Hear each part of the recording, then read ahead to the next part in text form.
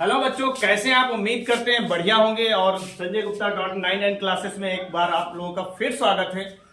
और जैसा कि आप देख पा रहे हैं, भौतिक विज्ञान पार्ट 6, इससे पहले जो मैं पार्ट 5 प्रोवाइड करा चुका हूं और पार्ट 6 जो है आप लोगों के लिए लेके आया हूं, जिसमें chapter 11, chapter 12, chapter 13, chapter 14 2, 3, 4 chapter का कॉम्बिनेशन है। कितने चैप्टर? 4 चैप्टर का कॉम्बिनेशन है, ठीक है। और बहुत ही महत्वपूर्ण है, ठीक है। इनसे पहले मैं थोड़ा सा एक शेर शायरी इस पे जो मैंने लिखा है वो पढ़ देता हूं, ताकि आप बढ़िया से मोटिवेट हो जाओ और मन लगा करके पढ़ाई करो, ठीक है। तो मैं कुछ पढ़ता हूं, बढ़िया लगे तो कमेंट में जरूर लिखना कि बढ़िया लगे। कड़ी से कड़ी जोड़ते जाओ, कड़ी से कड़ी जोड़ते जाओ तो जंजीर बन जाती है। कड़ी से कड़ी जोड़ते जाओ तो जंजीर बन जाती है। मेहनत पे मेहनत करते जाओ तो तकदीर बन जाती है। अगली में पढ़ रहा हूं, जिंदगी का शौक पाला नहीं जाता, जिंदगी का शौक पाला नहीं जाता, शीशे का प्याला कभी उछाला नहीं जाता। मेहनत से संवर जाती है जिंदगी, मेहनत से संवर जाती है जिंदगी, हर काम तकदीर पर डाला नहीं जाता।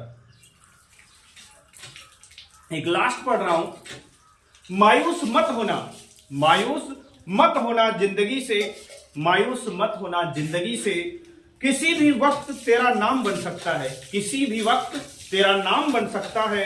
अगर दिल में हो आग, अगर दिल में हो आग और हौसले हो बुलंद तो अखबार बेचने वाला भी कलाम बन सकता है, ठीक है। तो देखो, भौतिक विज्ञान महत्वपूर्ण प्रश्न की सीरीज में ये लास्ट वीडियो है। संपूर्ण भौतिक जो है कंप्लीट है लॉन्ग आंसर के लिए, और अथवा सहित इसमें से कितना मिल सकता है, ठीक है, तो वो मैंने लिख रखा है। जी हाँ, देखिए, लगभग 30 अंक अथवा सहित मिलेंगे आपको। सब लॉन्ग क्वेश्चन का कॉम्बिनेशन है। तो पहला प्रश्न में पढ़ रहा हूं, ठीक है। आइंस्टीन का प्रकाश सिद्धांत समीकरण का निगमन कीजिए। भैया बहुत बार पूछा गया, बहुत बार इसका निगमन पूछा गया है।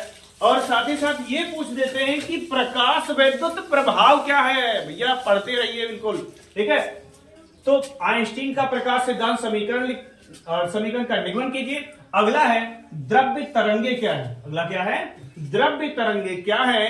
दे ब्रॉगली तरंग दैर्ध्य का सूत्र व्युत्पन्न कीजिए। ये दे ब्रॉगली भैया बहुत मोस्ट है, दुनिया का पहला साइंटिस्ट है जिसके नाम में डैश है।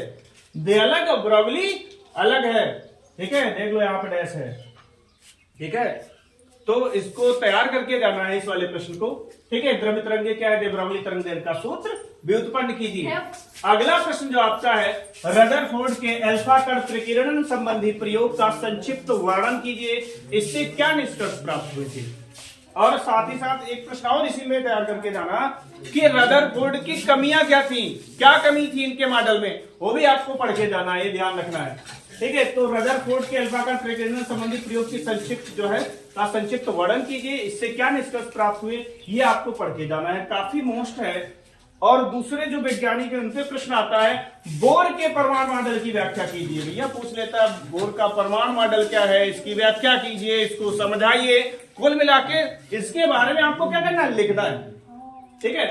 और एक महत्वपूर्ण प्रश्न, बहुत ही महत्वपूर्ण है, मैं कहूंगा ये हर साल लगभग आता है, इसमें से कुछ ना कुछ जरूर पूछा जाता है, ध्यान रखिएगा, कुछ ना कुछ। और हो सकता है ये पूरा पूछ दिया जाए जैसे मैंने लिख रखा है, ध्यान रखना, ठीक है।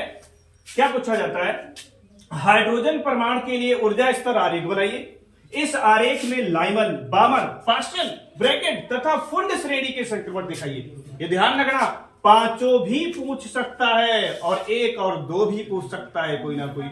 और ये बात जरूर पूछ देता है कि ये श्रेणियां जो है हाइड्रोजन स्पेक्ट्रम के किस भाग में पाई जाती हैं, ठीक है। तो ध्यान रखना, इसको बहुत ध्यान से पढ़ लेना। और अगला मोस्ट क्वेश्चन आपका है, समस्थानिक, संभारिक तथा सब न्यूट्रॉनिक से आप क्या समझते हैं, इनके उदाहरण दीजिए। ध्यान रखना, बेहतरीन ढंग से तैयार करके जाना है। क्या क्या? समस्थानिक, संभारिक और सब न्यूट्रॉनिक, और उदाहरण भी याद करके जाओ, बहुत मोस्ट है ये एग्जाम के लिए। अगला है, सूर्य में ऊर्जा किस प्रकार उत्पन्न होती है, आवश्यक समीकरण देकर समझाइए। बहुत ही मोस्ट प्रश्न है कि सूर्य भाई ऊर्जा देता जा रहा तो कैसे ऊर्जा देता है, क्या कारण है, ठीक है। तो वो आपको पढ़ के जाना है, ठीक है। सूर्य में ऊर्जा किस प्रकार उत्पन्न होती है, आवश्यक समीकरण देकर समझाइए। बहुत ही मोस्ट क्वेश्चन है। और अगला मोस्ट में आपका आता है, ऊर्जा बैंड क्या है, चालक, अचालक और अर्धचालक में अंतर, इनके ऊर्जा बैंड आरेख के आधार पर बताइए।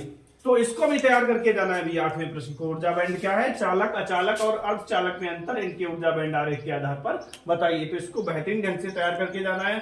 और ये इधर देख रहे हो ना भैया, ये 9, 10, 11 प्रश्न, ये बहुत ही भैया खास है। ये इनमें से आने आना है, इनमें से एक नहीं बल्कि 9, 10, 11 में से कम 2-3 प्रश्न तो आपको मिलने। ठीक है, तो ध्यान रखना है भैया, पी टाइप तथा एन टाइप अर्धचालक से क्या तात्पर्य है, इसकी रचना समझाइए, ये पूछा जा सकता है। और अगला प्रश्न जो बेहतरीन बहुत खास है, वो पूछा जाता है कि पीएन संधि डायोड में निम्नलिखित का परिपथ आरेख खींचकर उनके अभिलक्षणों को स्पष्ट कीजिए। जैसा कि लिखा हुआ है अग्र अभिनत और पश्च अभिनत, 2 पार्ट है इस प्रश्न में, ध्यान रखना। कभी तो अग्र अभिनत वाला पूछ देता है और कभी पश्च अभिनत वाला पूछ देता है, और कभी तो ऐसा होता है कि दोनों पूछ दिए जाते हैं। ध्यान रखना, इसको तैयार करके जाना है। और लास्ट प्रश्न आपका है पीएन संधि डायोड की अर्ध तरंग या पूर्ण तरंग दृष्टिकारी क्रिया समझाइए। भैया आउट है, बहुत खास क्वेश्चन है। इसमें 2 प्रश्न लिखे हुए हैं, एक अर्ध तरंग, दूसरा पूर्ण तरंग दृष्टिकारी के। इसमें से आपको एक पक्का मिलना ही मिलना है। ठीक है, तो ये है पूरा मॉडल, माने कि जो मैंने तैयार किया हुआ कि क्या क्या खास प्रश्न हो सकते थे लॉन्ग आंसर के लिए, अथवा सहित मैंने सब लिख रखा है। आप बेहतरीन ढंग से तैयार करके जाइए। उम्मीद करते हैं आपका पेपर बेहतरीन होगा, अच्छा होगा। Okay, thank you.